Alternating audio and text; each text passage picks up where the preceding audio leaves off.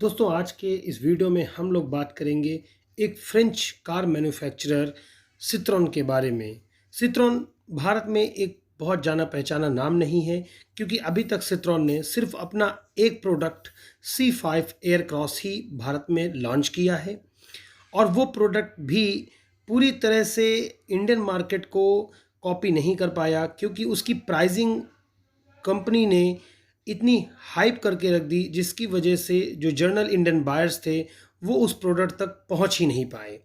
जो price range Citroën के C5 Aircross की रखी गई वो 28 से 31 लाख तक रखी गई है। जिस प्राइस रेंज में सिट्रोन जो भी फीचर्स ऑफर कर रहा है वो इसके प्राइस रेंज के अकॉर्डिंग बिल्कुल भी फेयर नहीं है। इसके अलावा सिट्रोन का प्राइस हाई होने के पीछे रीज़न ये भी है कि C5 एक इम्पोर्टेड प्रोडक्ट है, लेकिन सिट्रोन ने भारत में अपने पैर जमाने के लिए एक नए प्रोडक्ट को लॉन्च करना फाइनली डिसाइड कर दिया है, जो पहले से ही यूरोपियन और अमेरिकन मार्केट्स में बेचा जा रहा है। और वो प्रोडक्ट है एक सब कॉम्पैक्ट मिनी एसयूवी, जिसको कंपनी एक हैचबैक कम एसयूवी का नाम दे रही है, और वो है C3। कंपनी ने इसके कुछ फीचर्स को और कुछ इसकी पिक्चर्स को रिवील किया है। सिट्रोन का C3 मॉडल एक सब कॉम्पैक्ट एसयूवी होने वाला है। दैट मीन्स इसका जो साइज है वो अंडर 4 मीटर रहने वाला है। लगभग 3.8 से 3.9 मीटर ये लंबी होगी, और जो इसका व्हील बेस होगा वो लगभग 2.5 मीटर होगा। चूँकि इसका ग्राउंड क्लियरेंस बहुत हाई होने वाला है, 180 mm का, और इस वजह से इसकी जो 180 mm की ग्राउंड क्लियरेंस की वजह से इसका स्टांस भी बहुत अच्छा है। अगर फ्रंट से इसको हम देखें तो इसमें स्प्लिट हेडलैम्प्स आपको देखने को मिलेंगे, जिसमें ऊपर LED DRLs हैं, और उसके बीच नीचे आपको मेन प्रोजेक्टर लाइट्स दिख रही होंगी, और सबसे नीचे रखा गया है फॉग लैंप्स का सेटअप, जिनके चारों तरफ एक डुअल टोन कलर से रेक्टेंगुलर शेप भी दिया गया है। गाड़ी को मस्कुलर शेप देने के लिए गाड़ी में व्हील्स आर्चर्स को काफ़ी बड़ा रखा गया है, और इसके अलावा स्पोर्टी लुक को मेंटेन करने के लिए साइड डोर पर साइड क्लेडिंग भी दी गई है।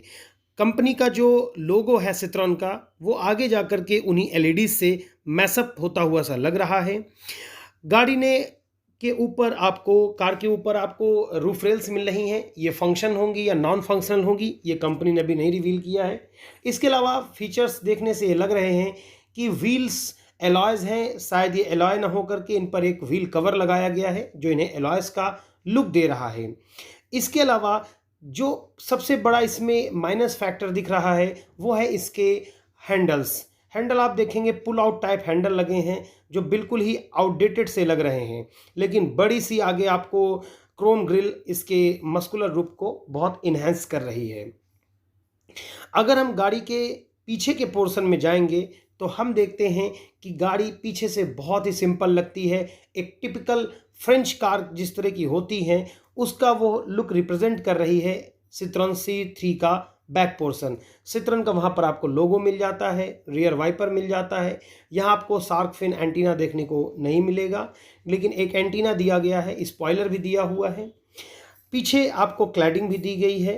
अब हम चलते हैं गाड़ी के इंटीरियर में, और हम पाते हैं कि वहाँ पर एक हैवी 10 इंच का इंफोटेनमेंट सिस्टम दिया गया है, और साइड में लगने वाले AC वेंट्स का भी लुक इस तरह है कि वो एक मस्कुलर फीलिंग आ रही है डुअल 10 होने की वजह से। लेकिन कार में आपको ऑटो क्लाइमेट कंट्रोल का ऑप्शन नहीं मिलेगा, आपको मैनुअल AC कंट्रोल्स ही मिलेंगे। अगर हम बैक सीट पर जाते हैं तो हम पाते हैं कि हाई एरिया रूफ एरिया होने की वजह से जो गाड़ी का पीछे का एरिया है उसमें आपको काफ़ी नी रूम भी मिलेगा और हेड रूम भी मिलेगा। 3 एडल्ट्स बड़े इजीली बैठ जाएंगे, क्योंकि ऐसी बम्प को बहुत मेंटेन करके रखा गया है। कार में आपको बहुत सारे वाइब्रेंट कलर मिलेंगे डुअल टोन ऑप्शन के साथ में।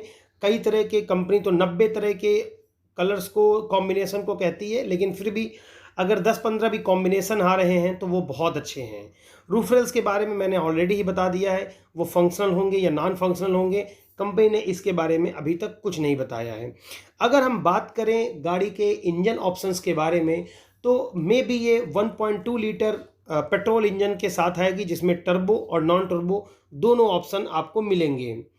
चूँकि कंपनी पूरी तरह से इंडिया के तिरुवल्लम प्लांट जो चेन्नई तमिलनाडु में पड़ता है, सीके बिरला ग्रुप के साथ मिल करके सिट्रॉन C3 का कंपनी मैन्युफैक्चरिंग करेगी, इसलिए इसकी कॉस्ट जो है वो पीछे C5 एयरक्रॉस के कंपैरिजन में कम आने वाली है। और अगर कंपनी इसको एक एग्रेसिव प्राइस रेंज में लॉन्च करती है तो ये निसान की मैग्नाइट को, रेनॉल्ट की काइगर को, हुंडई की वेन्यू को, टाटा की नेक्सॉन को, मारुति सुजुकी की विटारा ब्रेजा, XUV 300 जैसी गाड़ियों को बहुत ही बेहतरीन तरीके से कम्पीट करेगी। लेकिन सबसे ज़रूरी है कि सिट्रॉन को सबसे पहले अपने लीडरशिप नेटवर्क को और स्ट्रॉन्ग करना होगा, क्योंकि इंडियन कार मार्केट में सब कम्पैक्ट SUVs का मार्केट बहुत ही फुल्ली लोडेड है।